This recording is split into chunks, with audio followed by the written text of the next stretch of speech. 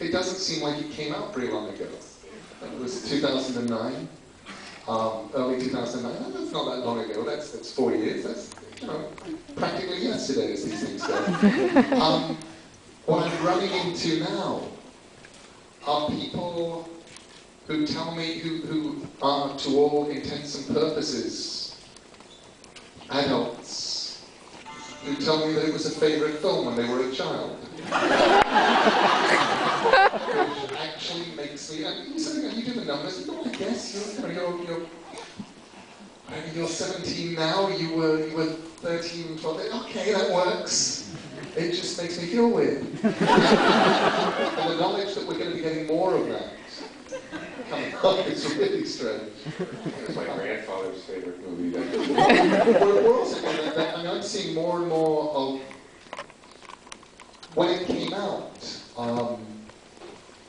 It was very peculiar in some ways because the film company who were releasing it, Focus, were convinced that the only people who would go to see it were essentially small children. And they did all their marketing aimed at small children and the mothers of small children.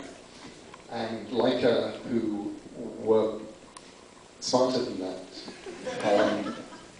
had a wonderful ad agency and went out to other groups like Gaiman fans and animation fans and just people who like cool, weird shit.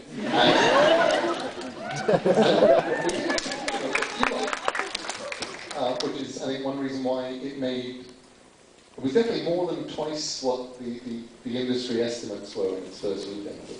Oh, yeah, I mean, the early results we got from the traditional tracking firms with the film was going to be an unmitigated financial disaster. And it sort of was part of generally the way people tended to think of the film. I remember back when we went to try to find a distribution partner for the film back in 2005.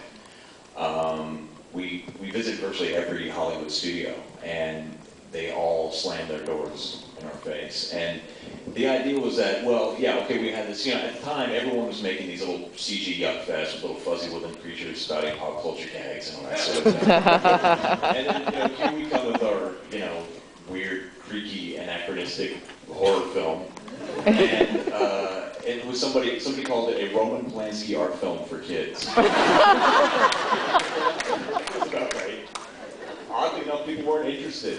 But no, the criticisms were legion, I guess. It was like that, so it's got a female protagonist, and so clearly boys will not go see a movie like this. But it's creepy and scary, so girls are not going to be into that. And it's in stop motion. Nobody wants to see stop motion. So, I mean, it was like one strike after another when we were trying to find a partner for this. And ultimately we did. We found Focus and Universal, and they really supported the film. But it was not easy. It was a challenge to get people to see that there was something about this film that was in the story that could resonate with audiences. And eventually we found the right partner who made the thing, and now it's out there in the world. And Travis, your company, you make these movies, and they're so specialized, and I don't know if everybody knows the process behind it. How long would it take to make a film like Coraline? The pace on any kind of animation film is slow. The pace on a stop motion film is glacial. It takes years where you're developing it, where you're writing the script, where you're storyboarding the thing, and then we have to build everything. Everything you see on screen has to be designed, built, and manipulated by an artist's hands. So nothing comes easy. You can't just go to a prop shop